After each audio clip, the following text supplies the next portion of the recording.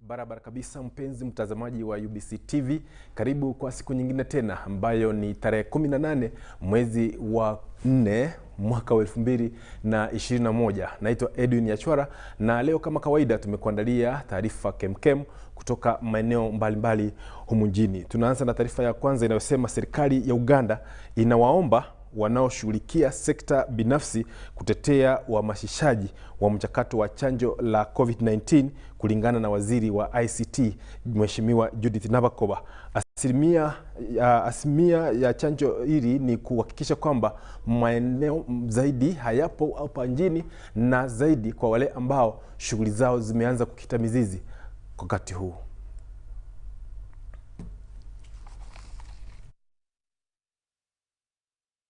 Kulegezwa kwa taratibu za kawaida za uendeshaji wa COVID-19 hakutatokea hivi karibuni.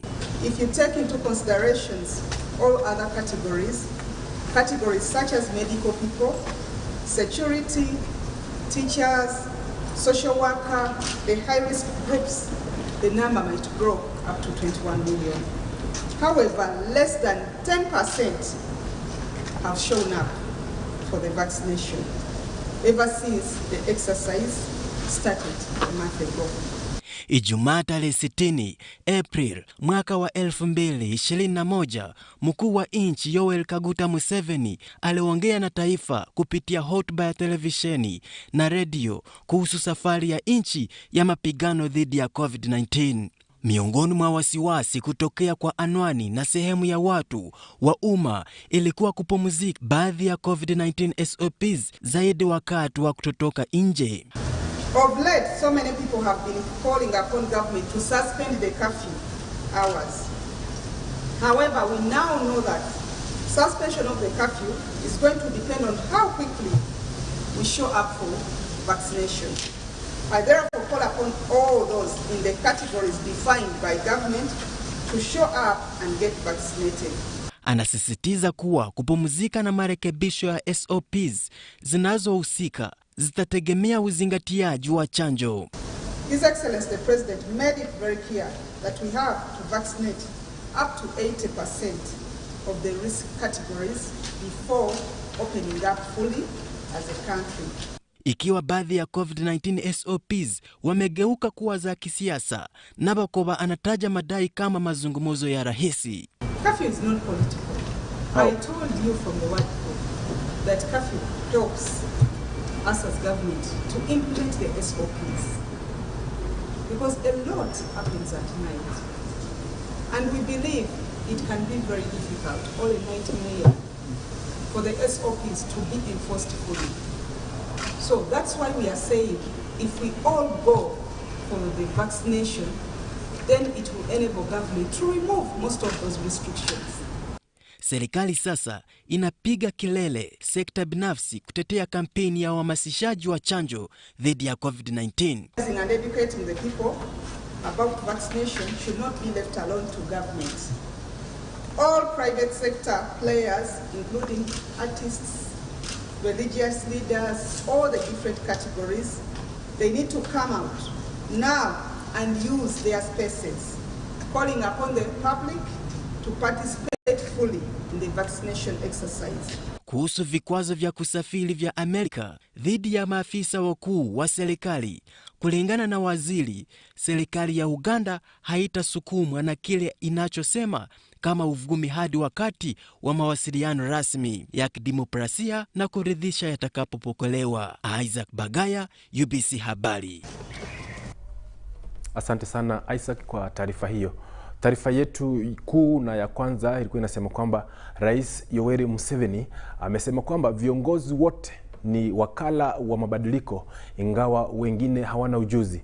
Rais Yoweri Museveni aliyasema haya alipokuwa akitoa hotuba yake ya pili au siku ya pili kwenye wabunge ambao wanapata mafunzo ya uongozi katika maeneo ya Chankwazi.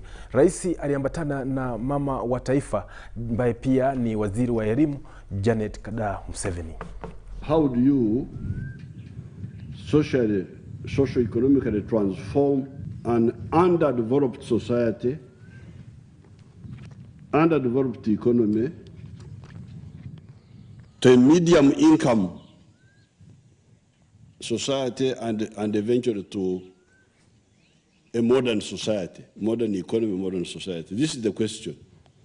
So the way to do it is transform the 4 sectors. You transform all the activities, as many of the activities in the 4 sectors as possible. What are the four sectors? Agriculture, industry, services, ICT. And there are different activities there. And each activity, you look at it, you enter into it because you want to produce a product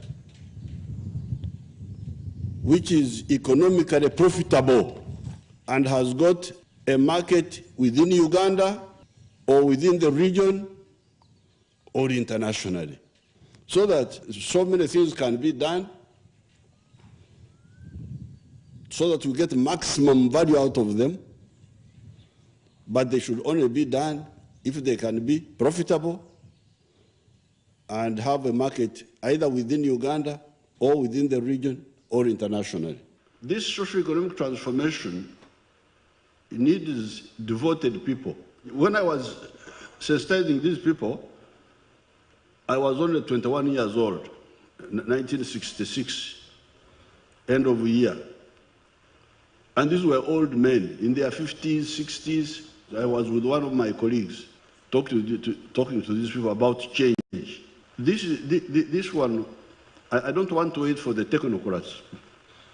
Those technocrats are not reformers. They are just implementers. The reformers are yourselves, like I was. We the young people were the reformers. To come, Your Excellency. Ni baba wa taifa akielekeza viongozi. Kwingineko tunaambiwa kwamba ni mwaka mmoja sasa tangu janga la COVID-19 liliporambisha sakafu ulimwengu na kusimamisha shughuli zote. Tulitembelea moja ya sekta ambayo imekwamishwa zaidi haswa katika mambo ya utalii ambayo ni sekta ya hoteli. Tulitembelea hoteli moja hapa mjini Kampala ya Fairway na kupata maoni yao na jinsi ambavyo wanakabiliana na janga hili. Athari za COVID-19 zinaendelea kuonekana wakati mashirika na sekta mbalimbali zikiendelea kujitahidi kukabiliana na enzi mpya ya kawaida. Sekta ya utalii na burudani ilikuwa mojawapo ya sekta zilizovurugwa zaidi na COVID-19 na kuletea mataifa hali ngumu, jambo ambalo lililazimisha wakati wa kusalia nyumbani kutangazwa, huku safari za ndani na za kimataifa kusimamishwa. Tumetayarishwa na tumejitayarisha pia kujikinga kutoka COVID-19. The first thing we see, ukikuja hapa kila mtu amevaa barakoa, tunasafisha mikono na pia tunaambia wageni wetu pia wasafishe mikono, wavae barakoa, wajikinge kutoka na COVID. Na pandemic yoyote tena ikija, the lessons we have learned tunazitumia na tunaziimplement. In the future, Fairway Hotel itakuwa in the lead kufundisha watu wengine how it is done. Mkurugenzi mkuu wa Fairway Hotel hapa mjini Kampala, Bwana Jaffa Hazal, anasema kwamba tasnia ya ukarimu haikuwa tayari kwa idadi ya athari iliyoletwa na janga la COVID-19. Hata hivyo, anaharakisha kuongeza kuwa imekuwa nafasi ya kujifunza jinsi ya kushughulikia majanga kama hayo siku za usoni. Ni bayana kwamba mashirika mengi yameajisha kazi wafanyakazi wao ili kukidhi mahitaji kulingana na bajeti ndogo iliyopo. Lakini kulingana na Bwana Java, Fairway Hotel ishughulikia jambo hili tofauti. Government lockdown, we moved our staff into the hotel. Staff that were once waiters became construction workers. We were busy renovating the hotel to be prepared for the next, COVID wave that was coming. So a lot of our construction that was done in the COVID lockdown was to prepare us for this. So, for example, in our conference halls, we've opened up a lot of the walls. We've made it very open air because now people, they don't prefer AC. They want that fresh air. So naambia wa Uganda, kila mtu Uganda, warafiki wenzetu na pia kimataifa pali pengine nchi zingine, Fairway Hotel imebadilika, imeimprove. Jaffa anasema kuwa ustawi wa wafanyakazi wa hoteli hiyo ni kipaumbele, na hii inaonyeshwa kutokana na mafunzo ya mara kwa mara yanayotolewa ili kuhakikisha utoaji wa huduma bora. Hoteli ya Fairway inaendelea kusisitiza taratibu za kawaida za utendaji kazi katika maeneo yote ya kuingia hoteli hiyo, na hasa kuzingatia usalama wa wageni na wafanyakazi. Ikumbuke kwamba hoteli ya Fairway hapo zamani ilikuwa nyumba ya makazi na ilimkaribisha Papa Paul wa 6 mnamo mwaka 1969 na ikafunguliwa rasmi kama hoteli mnamo mwaka 1971 na mtukufu Aga Khan, ikiwa kando ya barabara ya Yusuf Rure katika eneo la upscale la Green na Kasero, kando ya barabara kutoka uwanja wa golf. Hoteli ya Fairway imevuma pakubwa kutokana na ziara hizi za viongozi wa kidini, jambo ambalo limechochea maendeleo tele katika hoteli hii. Hoteli ya Fairway inatoa mafunzo ya usimamizi wa hoteli kila mwaka kama njia ya kurudisha mkono kwa jamii. Licha ya usumbufu wa COVID-19 kwenye tasnia ya ukarimu, Fairway Hotel inasimama kama ishara ya utulivu, na sasa imepanga kupanua shughuli zake katika mji wa Entebbe na maeneo mengine ya nchi.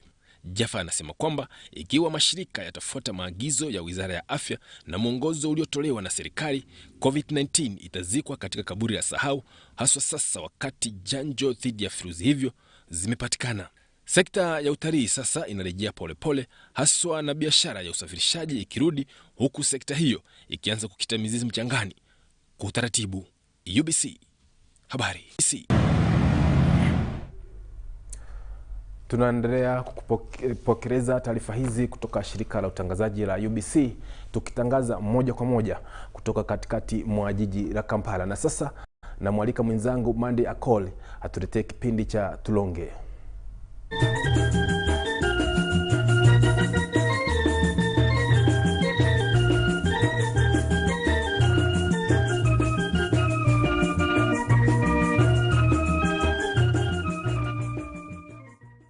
Karibu ndugu mtazamaji katika kipindi chetu cha Tulonge. Mimi ni Manda Call Amazima, mtangazaji wako, na leo ninayo fursa ya pekee ya kuwa naye Mheshimiwa Sara Opendi ambaye ni waziri wa nchi wa masuala ya madini. Karibu sana mheshimiwa. Asanteni watu wote, habari gani? Na mheshimiwa, tunaona kwamba kwa awamu kama 2 au 3 watu wa Tororo wamekuchagua mara kwa mara. Kwa nini watu wa Tororo wewe ndio chaguo lao? Watu wa Tororo wananichagua kwa maana wanaona ati mimi ndio mbunge mwenye nawezi fanyia hawa kitu mwenye wanataka. Kitu mwenye watu nataka kuona ati iko services kwa hali ya afya, kwa habari ya kuongea shida zao kwa government, na mtu mwenye au anawezi pigia simu saa yoyote kuita mimi kwa meetings na mimi iko available. So hiyo ni kitu mwenye watu wengi wanataka, kama wewe iko mbunge, wewe iko kuwa available. Wengine kama wanamaliza kuchagua au wanapotea, hata kwa simu hawezi kupata mtu. Yes, so hiyo ni shida. Na tuangalie miaka 5 ijayo, ni vitu vipi ambavyo ungependa kuwafanyia watu wa Tororo? So Tororo iko border district, so sisi iko kwa East African community. So kitu ya kwamba habari ya biashara, kwa maana watu wetu wanalima chakula, wanaweza uza Kenya, wanaweza peleka hata Tanzania. So kwa habari ya business sisi na kuona ati border kuna restrictions kwa hawa watembee kama wanataka, kwa maana sisi iko one East Africa. Kitu chengine Tororo ni district mwenye iko na minerals, sijui minerals, madini iko mingi Tororo. So sisi nataka kuona ati tunapata kampuni mingi, kwa maana kama hii kampuni nakuja kutoa hii madini kwa dongo, itatuletea watu yetu kazi, na pia kupatia local government mwenye iko kwa district. Yes, serikali hiyo tapata pesa na nawezi tengeneza vitu mingi kama barabara, mashule na vingine. Naam, tunaona kwamba kuna shughuli ya kutaka kuanzisha shirikisho la Jumuiya ya Afrika Mashariki, kwa Kiingereza a confederation. Yes. Na alafu nyinyi wale watu pale Tororo mko mpakani. Sasa watu wa Tororo unawapa ujumbe gani ili kuitikia wito wakiwaita kutoa maoni yao ili watoe maoni? Habari ya federation ni ya kwanza mzuri sana, kwa maana tutakuwa completely one East Africa. Tutakuwa na president hata pia moja.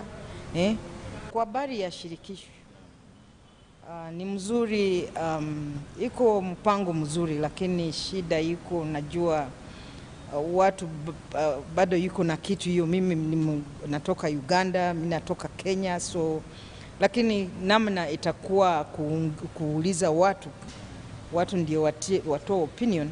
Mimi nataka mwambia watu ya Tororo, kama hii commission nakuja huko, mutie thoughts zenyu, mnafikiria namna gani, lakini ni kitu mzuri kukua one East African politically na kwa side ya biashara.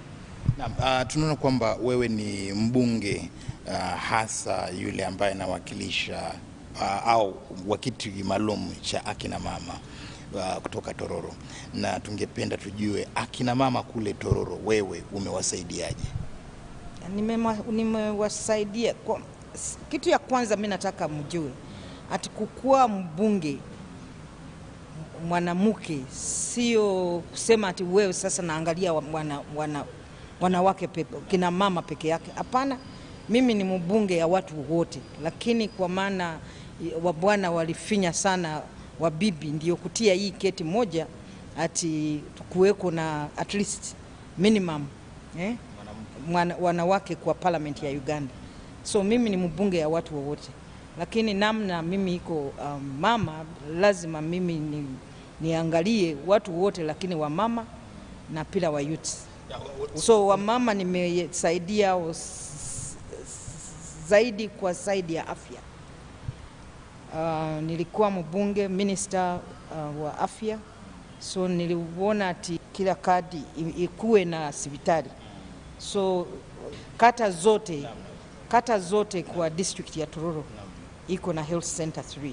So hapo watu hapana tembea distance, kutembea mbali kufika kwa hospitali. So kitu chingine, watu wetu wengi wa mama au wanalima chakula, na hii kwa chakula hii kulima hii ndio unatoa pesa. So nimesaidia au kuona ati napatia au seeds, kama mvua na nyesa saa hii, mimi napatia au seeds mwenye wanataka mahindi, maragwe, iko wengine walikuwa wanataka miti ya muogo, cassava, yes. So vitu kama hivi, na pila jembe ya kulima.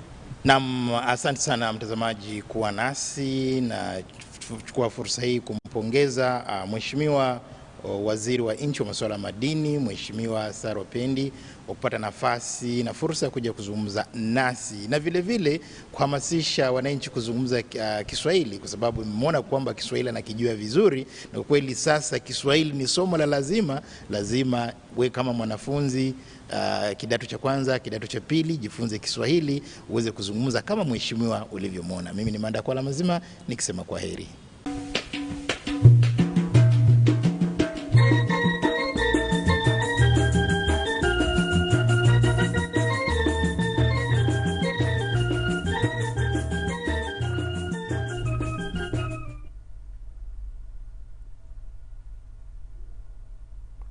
Basi ndugu mtazamaji, ni shirika la UBC peke yake ambalo linakupa nafasi wewe kujifundisha lugha ya Kiswahili kupitia kwa vipindi na matangazo yetu. Na sasa ni kumeza mate kidogo, turejee na taarifa za kimataifa.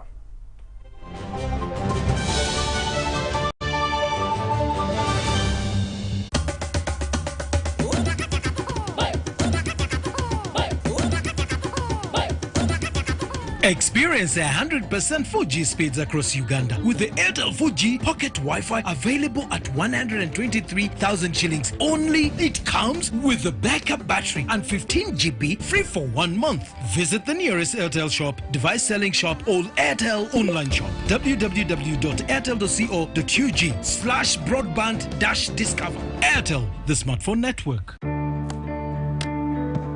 Today tastes like a new tradition, like an old favorite. Tastes like all hands on deck and all eyes on the prize. Today tastes like a piece of the action. And it never tasted this good.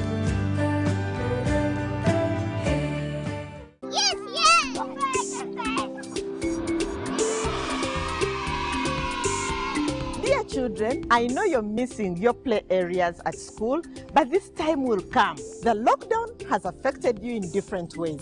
You have different experiences from your homes and your surroundings, but it has affected the adults as well. They are also anxious, they are also worried, they don't know what is there for us tomorrow. But the truth is, if we follow the presidential guidelines, that is continue washing your hands with soap and sanitize your hands, distance yourselves from the public, wear your masks, I am telling you, the future is bright for us. You will be safe. You will come back to that school that has been missing you and you have been missing.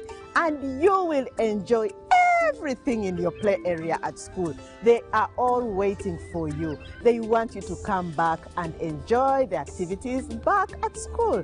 Be good children. I love you.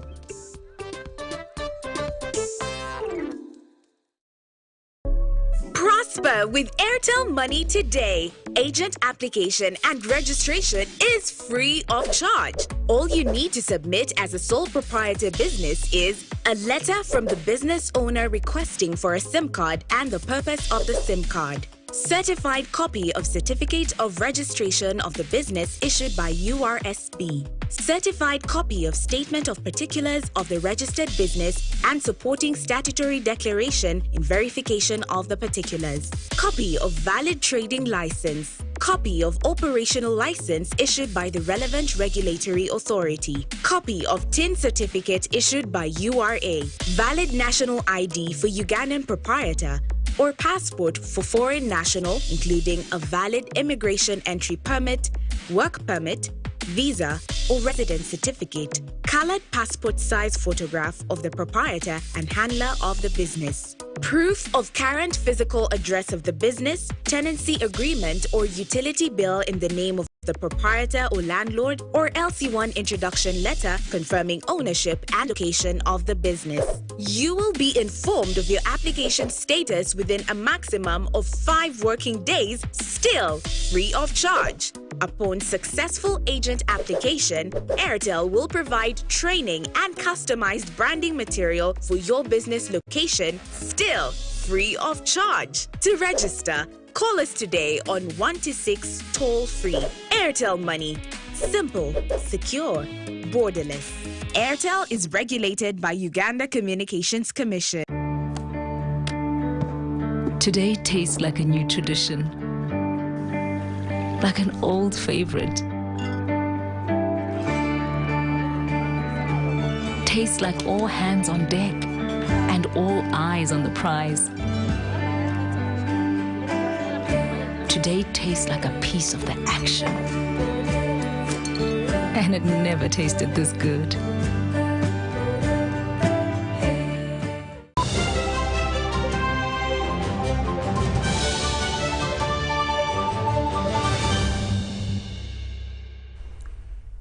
Karibu tuendelee kukufahamisha. Biashara kati ya China na Jumuiya ya Ulaya EU ilidumisha ukuaji wa kila mwaka katika kuagiza na kuuza nje katika miezi miwili ya kwanza ya mwaka huu, kulingana na data iliyotolewa Ijumaa na Eurostat, ofisi ya takwimu ya EU.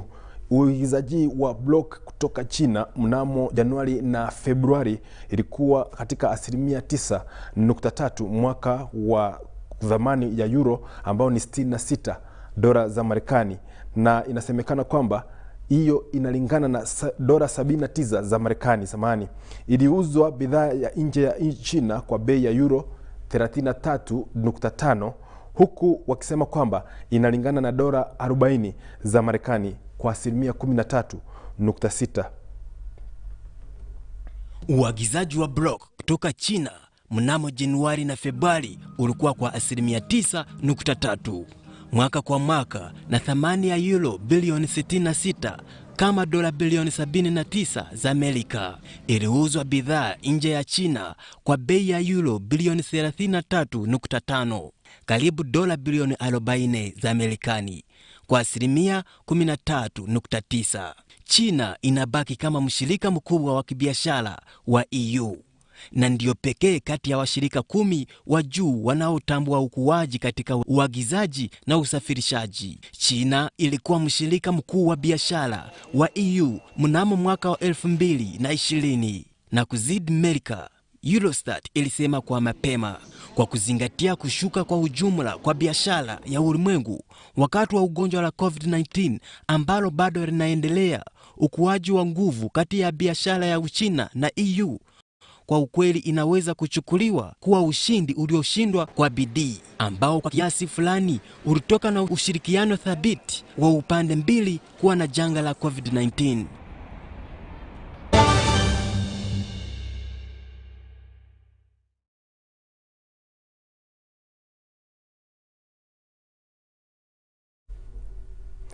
Hadi hapo mpenzi mtazamaji, ndipo tumefika mwisho wa taarifa zetu za leo, ikiwa ni siku ya 18 mwezi wa 4, na kushukuru sana kwamba umepata fursa ya kusikiliza taarifa hizi, na kuendelea kukuhimiza kwamba sikiliza taarifa kutoka UBC, kituo nambari 1 kinachokupa nafasi wewe kupata matangazo yetu kwa lugha ya Kiswahili na kujifundisha lugha hiyo katika taarifa hizo. Na sasa namkaribisha Obadi atuletee utabiri wa hali ya hewa.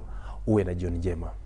Mara nyingine nakaribisha tena kwa muda huyu wa utabiri wa hali ya hewa kutoka mamlaka la kitaifa ya utabiri wa hali ya hewa pamoja na television UBC, na mimi Makumbi Obadi, mtangazaji wako wa hali ya hewa.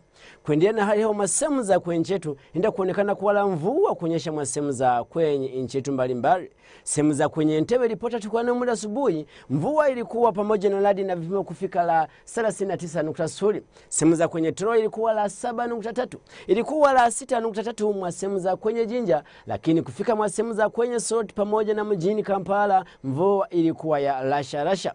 Kuangalia sanamu za Satembo zinaendelea kupigwa mwa bara Afrika, mkanda wa mvua enda katikati mwa bara Afrika na kusukuma pamoja na jangwa na sinikizo la juu kutoka mwa sehemu za kwenye bahara India kuja kufika mwa sehemu za kwenye nchi yetu, na mwingu kuongezekana sana mauli wa nchi yetu na mvua kuendelea kuwa ile mwa sehemu za kwenye nchi yetu mbalimbali.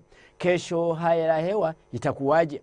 Itakuwa la mvua kunyesha pamoja na radi masehemu nyingi za kwenye nchi yetu, mjini Kampala katikati pamoja na sehemu zote za kwenye kusini na magharibi. Sehemu za kwenye kaskazini pamoja na mashariki yote itakuwa la jua kuchomoza pamoja na mawingu. Muda wa alasiri hayo itaendelea kuwa la mvua kunyesha pamoja na radi masehemu za kwenye magharibi pamoja na kusini na magharibi na sehemu za kwenye ile soroti mwa mashariki. Kuangalia mjini Kampala katikati mwa nchi yetu pamoja na sehemu za kwenye kaskazini yote itakuwa la jua kuchomoza pamoja na mawingu. Joto itakuwaje? Itapanda juu kufika 31 mwa sehemu nyingi za kwenye kaskazini na kuwa 28 kwenye mjini Kampala na maeneo yote la kwenye kuzunguka ziwa la Victoria. Sehemu za kwenye mashariki itakuwa 29 na joto kuwa chini sana ile kwenye visiwa vya Kabale kufika la 22. Miji kadhaa duniani itakuwaje? Itakuwa la mvua kunyesha pamoja na radi kwenye mjini New York pamoja na mjini Nairobi na joto kuwa la 26 ile mjini Nairobi. Sehemu za kwenye mjini London itakuwa jua kuchomoza pamoja na mawingu na jua kuchomoza kali sana kwenye mjini Dubai pamoja na mjini Cairo. Lakini masehemu za kwenye mjini Cairo joto itapanda juu sana kufika 40. Mimi nasema asante, tuonane kesho muda huu mwenyewe na mimi Makumbi Obadi kwa hali la hewa.